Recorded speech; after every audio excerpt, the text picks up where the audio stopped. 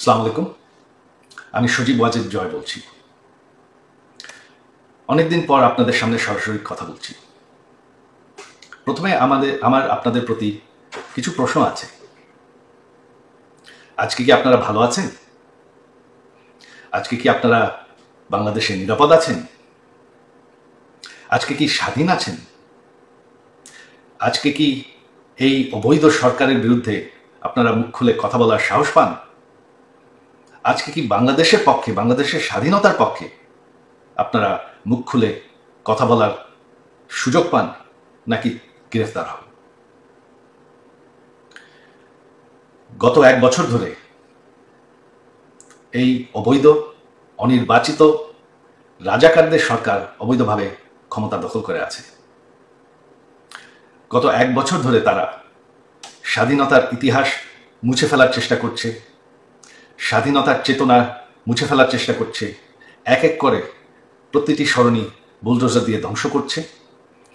এবং কি সে ঐতিহাসিক 32 নম্বর বাড়ি, যেই বাড়ির থেকে আমাদের স্বাধীনতা ঘোষণা করা হয়, সেই বাড়িটিকেও তারা বুলডোজার দিয়ে ধ্বংস করে ফেলেছে।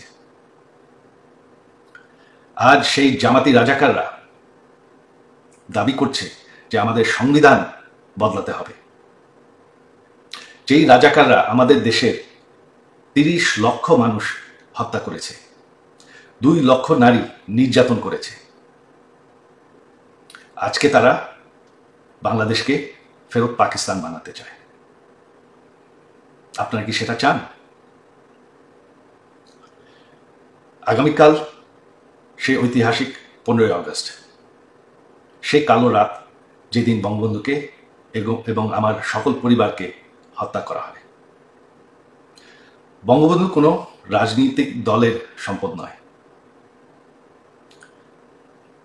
সকল বাঙালির কাছে আমার আহ্বান যে আপনারা যদি স্বাধীনতার চেতনায় বিশ্বাস করেন, আগামীকাল সেই ঐতিহাসিক 32 নম্বর বাড়িতে গিয়ে বঙ্গবন্ধুকে স্মরণ করবেন, সেই বাড়ির সামনে ফুলের তোড়া রাখবেন এবং মোমবাতি জ্বালাবেন।